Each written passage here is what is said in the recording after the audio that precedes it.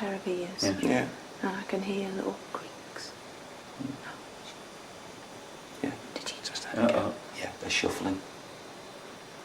We all feel if you were worthy to do anything absolutely extraordinary, you'd have done it by now. Believe you're cowardly. So come on, show us what you can do. See? See? That's the response. Show us what you can do. Uh-oh. What? Stand up. Stand up, folks. Why? Why? Just stand up, get ready. Why? Get ready for what? Get ready for what? Get ready for what? Oh, well, yeah, let's move this. Right. Are you gutless? Oh, Go on, Richard, you do it. We're all waiting for you. We expect you to do something, and I want you out of that bedroom.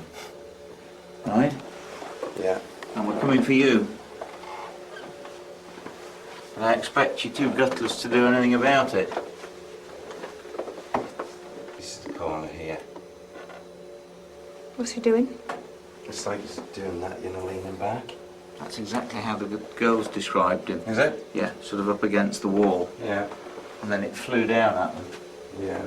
Was that banging, that first bang that we got, was that the fire door? No.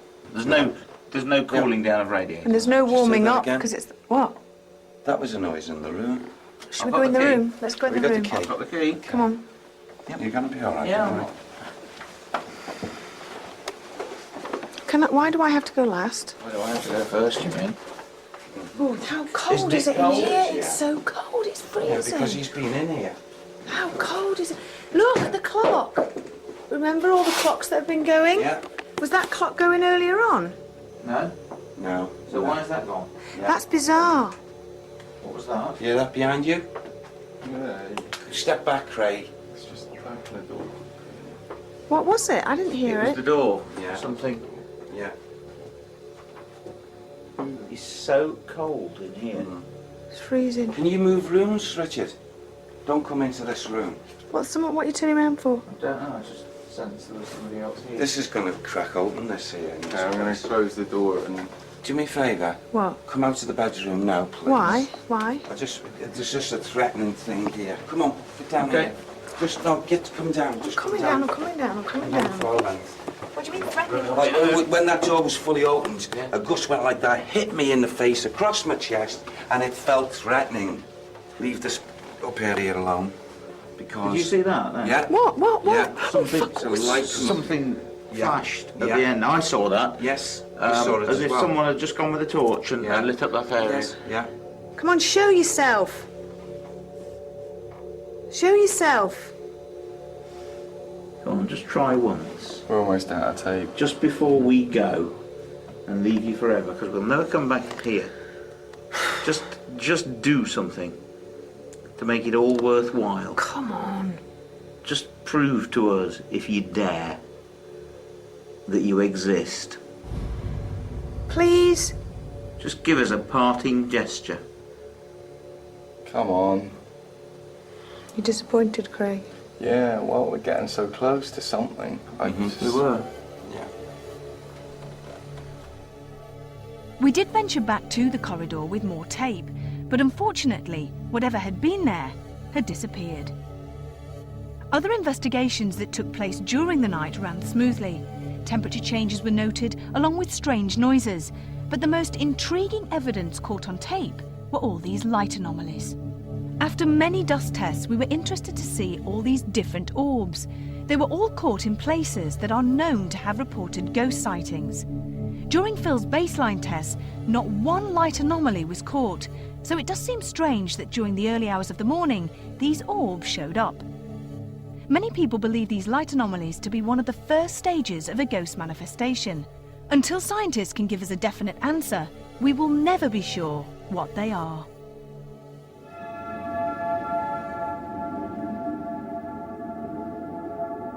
In my opinion, it's the closest I've come on these shoots to being very, very close to an entity. It was quite frightening up there. Without a doubt, this was an individual type of spirit that we'd categorise as being elemental, and these particular spirit entities have never actually come for a physical life to the earth plane, nor had gained any sort of experience in a physical form. Overall, I was quite impressed with the investigation in general. We did a thorough investigation of the whole premises. The noises do seem to suggest, to me anyway, that there could be some kind of spiritual activity going on. Maybe not as much as 60 ghosts, but there is definitely something about this hotel. Well, the total psychic analysis of the investigation in this inn was that there was a mixture of great sadness, where we did find persons, a whole family was actually slain. So many layers of, residual energy, and overall, a fine investigation. I shall go away with fond, ghostly memories of the schooner.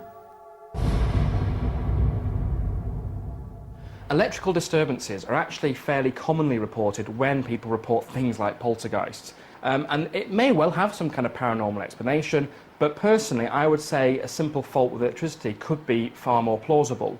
And what we need to look at is the possible, any faults in the electricity supply to this particular hotel. So could there have been a power cut during this time, which would explain lights going on and off and also clocks being reset. And we have to rule out those possible explanations first before we can really be confident that something more unusual is happening. There's a hot spot here. Does that sound really silly? No, we get hot and cold. The hotspot in room 28 appears unusual because normally you would expect people to report cold spots when they're witnessing or experiencing ghostly phenomena.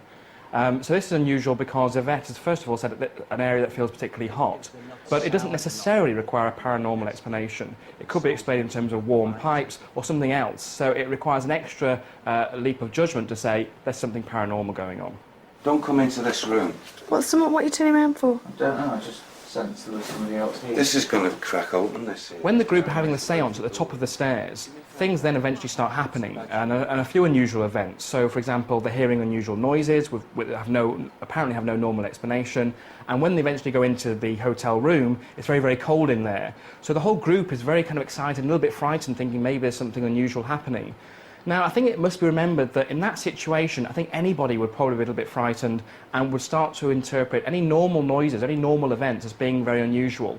For example, even if I was there at that time in the morning in a supposedly haunted location, and even me being a so-called skeptic, even I would probably be a little bit frightened, simply because it's early in the morning and everyone's kind of geeing each other along. So I think it's only to be expected. And it felt threatening. 60 ghosts? I don't think so. But one thing's for sure, there's definitely something strange going on at the Schooner Hotel. Until the next time, sleep tight. Tomorrow night, Mini Driver's making life hell for Jack in Will and Grace. Unmissable comedy at 9. And next tonight, we're regressing, quite frankly. Jane Goldman is getting sleepy. But so would you if you were trying past life regression. That's in a couple of minutes here on Living TV. I'll let them scream now.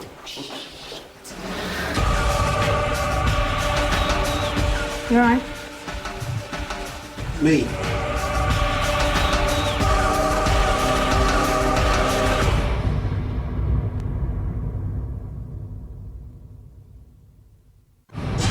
The Muckleborough Collection, a presence since Roman times. Black Shuck, the devil dog seen loping along the coast. Host to pirates. Site of murder. ATS girls killed in a dark tragedy. The Muckleborough Collection. Come, spend the night. An all-new episode of Most Haunted. Next Tuesday at 9 on Living TV. Don't watch it alone.